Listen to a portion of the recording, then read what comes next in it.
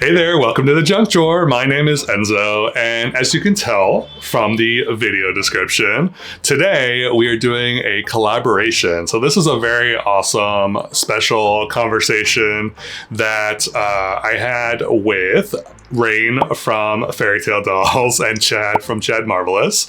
So we talked about our doll collecting, kind of how we started, where it has evolved to, and where we think it's going.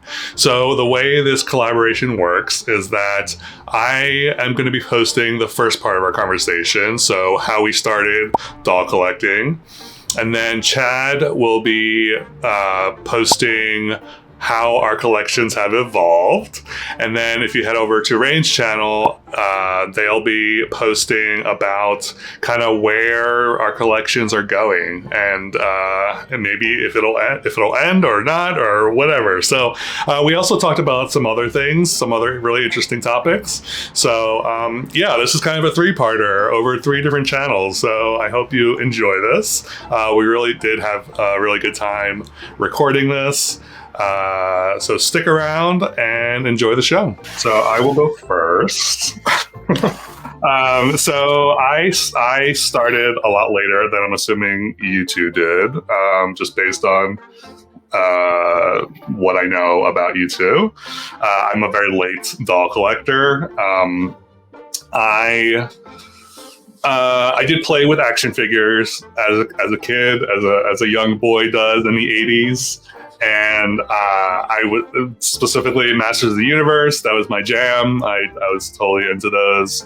And I do remember I have very few memories of wanting girl toys or whatever. I wanted a Cabbage Patch Kid for the longest time, and I wasn't allowed to have one for some reason, but then I think my parents broke or something, and my grandmother ended up making me one. So there's that. I do remember as a young child playing with Barbies with my cousin. I would go visit her, and we'd play Barbies for hours and hours and hours, and I loved it, and it was great. It was a happy place. And then after that kind of stopped years later. My other Barbie memory, I guess, or doll memory, is my girlfriend at the time. It tells you how long ago this was. My girlfriend at the time, she bought me the X-Files 2-pack Barbie set, and I was very excited about it, and then that was kind of it. And then I kind of just stopped with even thinking about dolls or whatever. And the reason I got into dolls is because I was watching a bunch of YouTube videos, specifically My World, Melissa Hunter, and it was a thing where I watched for years, and it was a thing. Something kind of just snapped in my brain, where I was just I was in Target, and I saw the dolls that she would be talking about, and I was like, I wonder if I bought one, and to be able to physically touch it and feel it, and really excited me. So I ended up buying Shadow High. Nicole Steele was my first official doll, I guess, as an adult. And that kind of snowballed into Monster High. It snowballed into Monster High, and I blame Monster High as being my gateway drug. I went for all the Mansters. I decided I'm just going to buy all boy dolls, and I got all the Mansters. I spent way too much money on eBay, way too much money. I don't even want to know how much money I spent. And that was it. That's kind of how I started, I guess. So that's who else? Super recent. Yeah, it was super recent. It was so we moved into our apartment in June of 2022. So from June 2022 to now, like it's my collection. So, I just imagine you said the first one was Nicole Steele was the Shadow High doll. So I just imagine it like that meme on TikTok where it's like, you know, right after Thanksgiving, and then they take the Christmas ornament, and then, you know, it's the sound like Call of Duty or whatever, and they throw it in the room, close the door, and then open it, and it explodes. It's all Christmas decorations. That's what happened with your doll collection, basically. It's exactly how it happened. It was insane. Quickly, I was like, Mariah Carey was playing. Yeah. Yeah, my wallet was crying for many, many months, for sure. You like dove in. You're like, I'm going all out. Yeah. I loved it. I loved like going on eBay. I loved like looking for dolls and like making deals, and it was great. And it was a lot. It was a lot at the beginning. I've since kind of settled down, but we'll talk about it later. But anyway,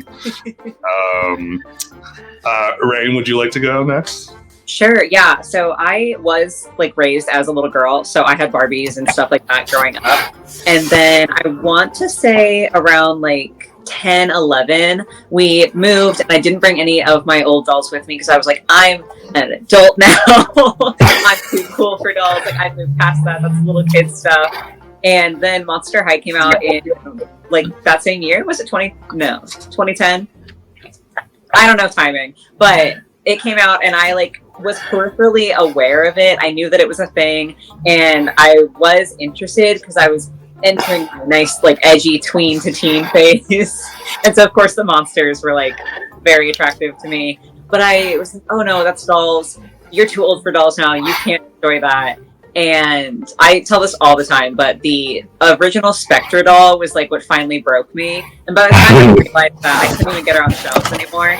But she was so beautiful, and I was like, okay, you've been lying to yourself for so long now. Like, you've got to stop. You have to just go ahead and enjoy this.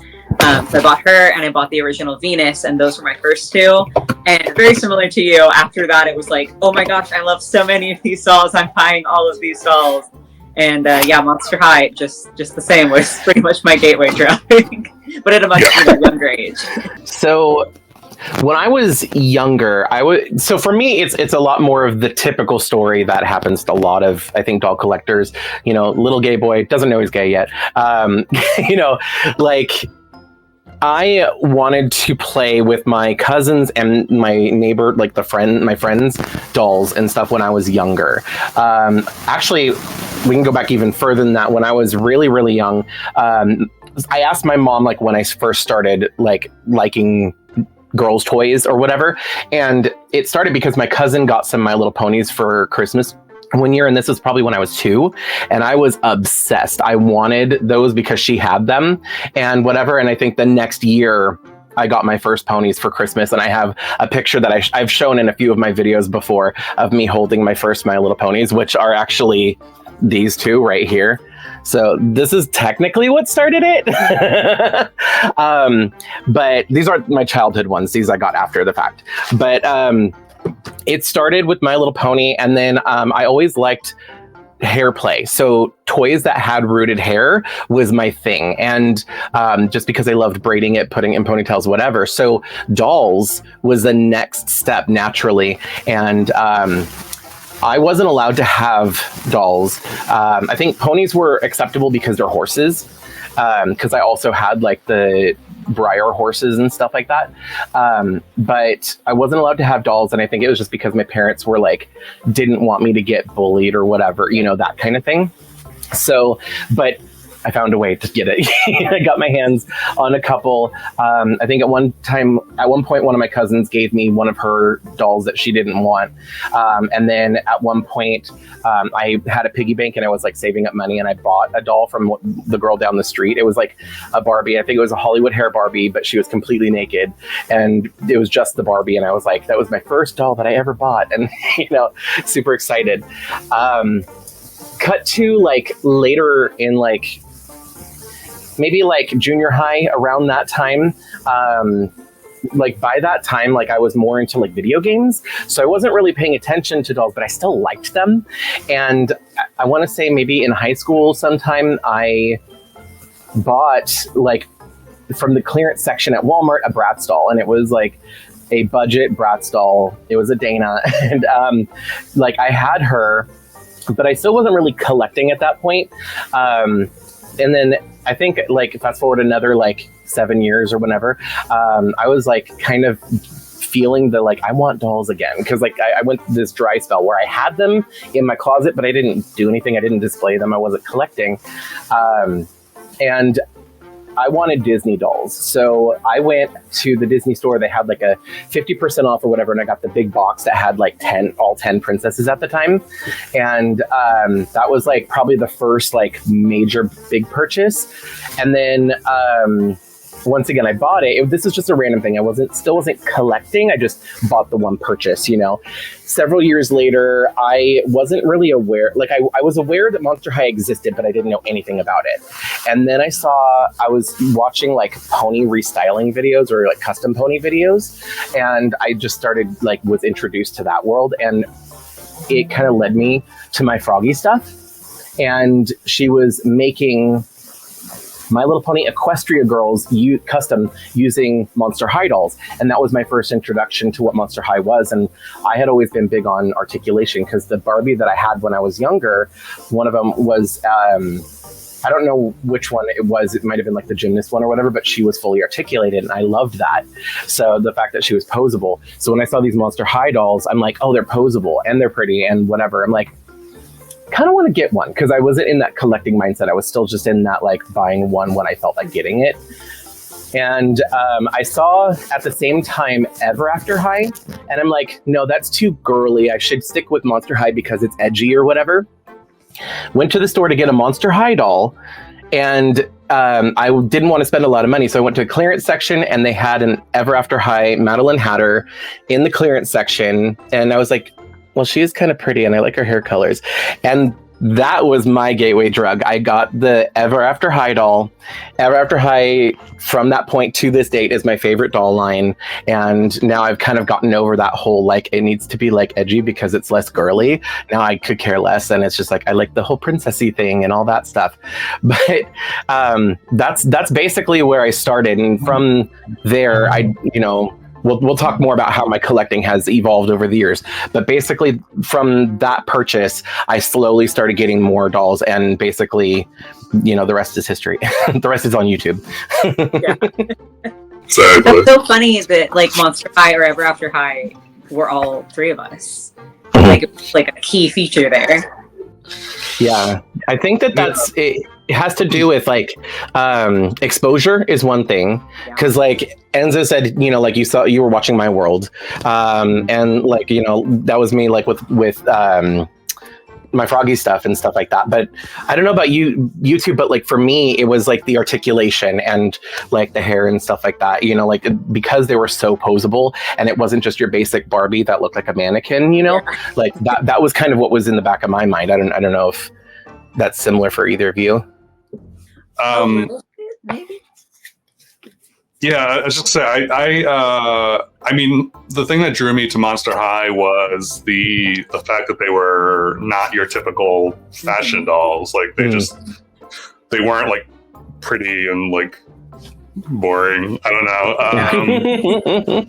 I don't know. Yeah, there's something like I gravitate towards like weird and kind of. I don't know. There's something about the way they're designed, the way that they're all unique. I love that about Monster High. Whereas like Barbie is like very like it can be a little cookie cutter.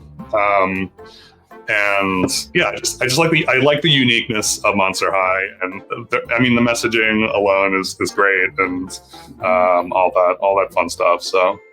Yeah, I think the articulation factor has made me more of a snob now. Like, I started off with Monster High and realized how good I had it.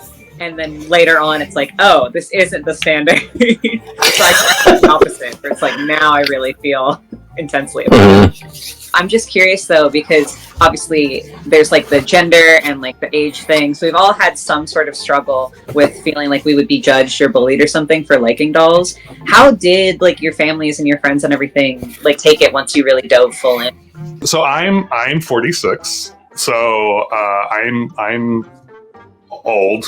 Not old. Older. So yeah, it's weird whenever I tell people that I collect dolls. There is still like this weird like sense of like awkwardness, I guess. Just because I don't know, whatever. But when I told my parents, they didn't really care necessarily. They were like, okay, great. Like there was no like judgment or whatever. I think part of it is that they don't understand it necessarily, and they're just like, I'm not gonna ask. Whatever. He's happy. And at first I think they thought that I was like gonna be like a dealer or something, like a selling the dolls and like becoming like a business or something. Yeah. And I was like, no, I'm buying these for myself, and I'm enjoying them. But yeah, my dad specifically, I was not expecting him. He's actually more interested in the dolls than my mom is, as far as asking about stuff. He actually bought me a doll. He texted me. He was like, "Hey, he was in some grocery store and he saw like this like doll, and he was like, "Do you want it?" I'm like, "Sure." And I'm thinking like, this doll is not. It's gonna be like, it's not a cute doll, but The thought was there. The thought was there. yeah, the thought was there, and I was like, okay. So yeah, so I'm pleasantly surprised about my parents' reaction. I'm not super close with my family in general, so I don't know. I mean, I post on social media and I don't hear from anyone necessarily, but I think that was actually a great question, like, because I think it's very similar for a lot of people, but also very different. Like each experience is very unique. Clearly, if you've seen my videos, I never see my parents ever. Even I'm kidding. Yeah, like my mom isn't like almost always there when I'm going doll hunting and stuff like that. No, I think for me in particular, I think my parents knew that I was gay at a very young age, and like I said, I had My Little Ponies and stuff like that. So I think it was just like a progression. No, I think it was they saw the progression as I got older, and from the My Little Ponies and playing with dolls. Like they were. I'm sitting here like thinking I'm hiding it a lot of the times, and like I was not smooth at all. I think the only holdup that my parents had was they didn't want me to get bullied and stuff like that. So, but like my parents, like they love me, and they've never like really, for the most part, stopped me from doing stuff that I enjoy doing. They would try and steer me away from it, or just like. I wasn't allowed to they wouldn't get me Barbies if I asked for them type, that kind of thing. But I think for the most part, like they just kind of realized that at a certain point that there are things that I like, and there's not really much that they could do about it. So, and they kind of made that decision a while ago. As I got older, and like I would get like the when I got the Bratz doll, or when I like got my first couple Monster High dolls, like my mom didn't care. Like she was completely like whatever. My dad was more of you should be saving for like a down payment on a house or something, like whatever. It wasn't you shouldn't be playing with dolls. It was more of a don't spend frivolously kind of thing, like that kind of attitude towards things. And I think he still didn't really get it up to a certain point. I think once I started doing YouTube and my audience was growing, and like I was able to monetize it. So like, even though I'm getting barely anything, but like I'm getting a little bit of money. So like I can put that back into doll collecting. He's like, all for it now. He's like, oh, okay, this is like a thing, you know, because it's like it's not a I'm just like wasting money on nothing or whatever, you know. It's kind of like in a way paying for itself a little, that kind of thing. So now he's kind of on board, and he's like gets excited when he hears, you know, certain like little milestones here and there on YouTube and whatever. But yeah, so like, you know, they've always been really cool about everything. I think it just took a while to come around, but for like, I think other people that I've heard of in the past have had it like way harder than, you know. Yeah. That's why I asked, because I know for some people it's really, really difficult, but it seems like we were all pretty fortunate. Because my parents didn't care. They were like, I don't understand, but whatever, you're smiling. Do either of you have collectors in your family? I don't. Like my grandma on my dad's side, who she's not in a lot of my videos. She was in my Disneyland videos, so if you saw any of those, that grandma, she has a collection of dolls, but they're like I keep wanting to call them Madame Alexander. They're not Madame Alexander. They're like they're not exactly porcelain dolls, but they're small, and they're like little storybook dolls that were like out in like the 40s or the 50s or whenever it was. And so she has a small collection of those that she likes because that's what she had when she was young. And she has like a few other dolls, but she doesn't actively collect. She just has them, but she's had them for the past like several decades, and that's just her thing. But other than that, nobody else that I know of has like any collection. Definitely not doll collecting specifically, but like they're not as much of a hoarder as I am, you know, like either with any of the stuff that they're into. Yeah, I say it not like technically, because my dad did have a lot of porcelain dolls at one point, but he bought them specifically because he wanted to resell them, because he was obsessed with like Storage Wars and like those kind of shows when I was younger. And so he bought all these porcelain dolls, and he was like, I'm gonna make so much money on these, and then he just had them for years and years and years. So he had a collection, but like unintentionally. He gets to that point where he's like, do I want to sell them though? I mean, just look at them. He starts knowing all the facts, like, you know, this one was made in this year, and like, look at the material, the chiffon and the velvet, you know, like whatever. Anyway. So yeah, that was part one of our conversation. I hope you enjoyed it. We really did have a good time talking about it. So hopefully you did too. Again, don't forget to go over to Faery Tale Dolls channel and Chad Marvelous's channel to watch part 2 and part 3. I'll be linking those in the description below. Yeah, show them some love. Also, I would love to know how you started your collection. So if you want to comment below with that, that would be amazing. As always, thank you so much for watching. I really, really, really appreciate it. And if you haven't already, please remember to subscribe and have a great day. And I will catch you next time.